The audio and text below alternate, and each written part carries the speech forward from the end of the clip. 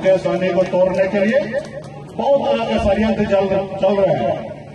हमारे लोगों को भारत सरकार में मंत्री बनाया जा रहा है क्योंकि आप जागरूक हो रहे हैं, इसलिए बनाया जा रहा है। साथियों, जो कमेटी के सभी सदस्यगण, वीआईपी पार्टी के सभी वरिष्ठ नेतागण इस पूजा के प्रांगण में बड़े संख्या में यहाँ पर उपस्थित माता बहन, नौजवान साथी, सम्मानित गार्जियन, सभी को सन ऑफ मल्ला मुकेश सहनी की ओर से नमस्कार प्रणाम करता हूँ। साथियों, पहले तो मैं माँ काली से प्रार्थना करूंगा कि आप सबको ऊपर आशीर्वाद बनाए रखें और आज काली पूजा के अवसर पर आप सभी के बीच में हम लोग उपस्थित हुए हैं। साथियों, ये कोई पॉलिटिकल राजनीतिक मंच नहीं है, ये सामाजिक मंच है। तो इसलिए मैं चाहूंगा कि मैं समाज में किस तरीके से उत्थान हो वो बात को रखें और ठहरे हम नेता। तो साथियों, आप सब हमें जानते होंगे, सन ऑफ मल्ला के नाम से जाना जाता हूं। मैं गरीब मछुआरा परिवार में जन्म लिया और आप समझ सकते हैं कि मछुआरा परिवार किस तरीके से होता है। हर तरह का अभाव में जिंदगी में बचपन जिया। मात्र 18 साल की उम्र में घर परिवार, रिश्तेदार, माता बहन सभी को छोड़कर मुंबई जैसे शहर चला गया। वहां मेहनत किया, मजदूरी किया। 900 रुपये महीने पे मैं नौकरी करता था, लेकिन मेहनत के दम पर मैंने मुंबई जैसे शहर में कामयाबी का झंडा गाड़ दिया।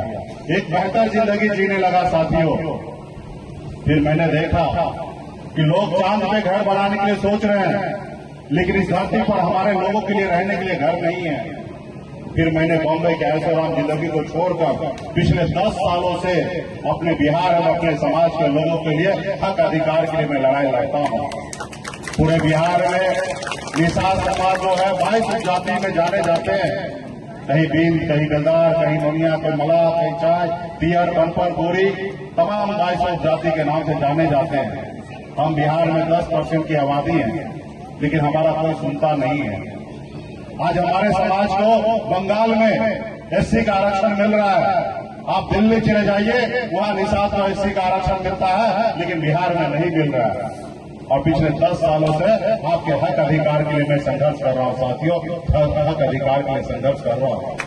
इसलिए साथियों, इस समाज में अगर सर उठा के जीना है तो सबसे पहले एक काम करना है। वो क्या काम है? एक रोटी कम खाइए, लेकिन अपने बच्चे को पढ़ा लिखा के काबिल बनाइए। जब तक आपका समाज शिक्षित नहीं होगा, तब तक आप आगे नहीं बढ़ पाएंगे। और दूसरा, संगठित रहिए। दूसरा, आपस में एकता बना के रखिए। जब तक आप एकता बना के नहीं रखिएगा तो कोई भी लोग आपको आसानी से तोड़ देगा। जब एक साथ यूनाइट रहिएगा, एक साथ संगठित रहिएगा, तो कितना भी आप गरीब रहिएगा, लेकिन सामने वाला आपसे डरेंगे। इसलिए साथियों, एकता में बहुत बड़ा ताकत है। बाबा साहब भीमराव अम्बेडकर ने पहले ये देश गुलाम था। ये देश पहले गुलाम था, अंग्रेज का कब्जा था। आपके पूर्वज, हमारे पूर्वज ने 250 साल तक लड़ाई लड़ा, तब जाके ये देश आजाद हुआ। ये देश में जितना आपका अधिकार है, उतना ही रतन टाटा या अंबानी का उतना ही अधिकार है। ये नहीं कि जो अमीर है उसका ज्यादा अधिकार है और जो गरीब है उसका अधिकार नहीं है, ऐसी बात नहीं है। ये देश में जितना अमीर लोगों का अधिकार है, उतना ही गरीब के बच्चे का भी उतना ही अधिकार है सर उठा के जीने का। इसलिए बाबा साहब भीमराव अम्बेडकर ने आजादी के बाद लोकतंत्र बनाए, संविधान बनाए। पहले राजा के घर में बच्चा जन्म लेता था, वो राजा बनता था, लेकिन बाबा साहब भीमराव अम्बेडकर ने कहा कि नहीं, अब राजा का बेटा राजा नहीं बनेगा।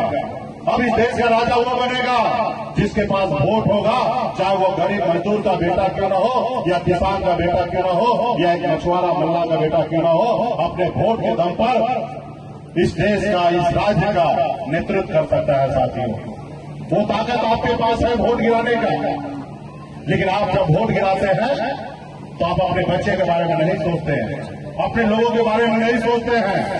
और आपका वोट का कीमत लगता है 200-500 रुपया लगता है, एक दारू का बोतल दे देता है और आपका वोट ले लेता है साथियों।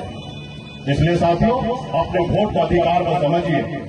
जिन लोगों ने, जिन समाज ने अपने वोट को ताकत को समझा, वो समाज देखिए कितना आगे निकल चुका है और देश दुनिया में अपनी पहचान बनाए। हमारे आदरणीय लालू प्रसाद यादव जी, उन्होंने अपने वोट को ताकत को समझे और अपने लोगों को न्याय दिए और 3 बार बिहार का मुख्यमंत्री बने। वो भी कोई अमीर का बेटा नहीं, वो गरीब का बेटा थे। बहन मायावती, एक दलित की बेटी, उत्तर प्रदेश में 4 बार मुख्यमंत्री बन गई। उत्तर प्रदेश में मुलायम सिंह यादव जी या हमारे स्वर्गीय रामविलास पासवान जी, ये लोग कोई अमीर घर में जन्म नहीं लिए, ये लोग भी गरीब घर में जन्म लिए, लेकिन अपने वोट को ताकत को समझे और अपने लोगों को जागरूक कर कर अपने लिए और अपने समाज के लिए और अपने राज्य के लिए बहुत कुछ किए साथियों। इसलिए साथियों, अपने वोट को ताकत को समझिए। चुनाव में अपने वोट को सही लोगों को दीजिए, उसको दीजिए जिससे आपका भला होगा साथियों, आपका भला होगा। आज से 10 साल पहले ये निषाद समाज को कोई जानता नहीं था, पूछता नहीं था, कोई पहचानता नहीं था, लेकिन आज आप और हम मिलकर बिहार में मजबूती से अपने लोगों के लिए जब काम करने लगे, आज बिहार ही नहीं पूरा देश के लोग जानने लगे और पहचानने लगे और घबराने लगे साथियों, घबराने लगे। आज मुकेश सहनी को तोड़ने के लिए बहुत तरह के षड्यंत्र चल रहे हैं। हमारे लोगों को भारत सरकार में मंत्री बनाया जा रहा है। कल तक जो आपके साथ मंच पे खड़ा होता था, पीछे के लाइन में खड़ा होता था, आज उसको भारत सरकार में मंत्री बनाया जा रहा है। क्यों? क्योंकि आप जागरूक हो रहे हैं, इसलिए बनाया जा रहा है साथियों। जो हमारे पीछे घूमता था, आज बिहार सरकार में मंत्री बना हुआ है, तो क्यों? क्योंकि आप जागरूक हो गए, इसलिए आपको फंसाने के लिए उसको मंत्री बनाया जा रहा है। वो दिल्ली वाले को पता नहीं है कि हम मल्लाह का बेटा है, हम मछली मारना जानते हैं।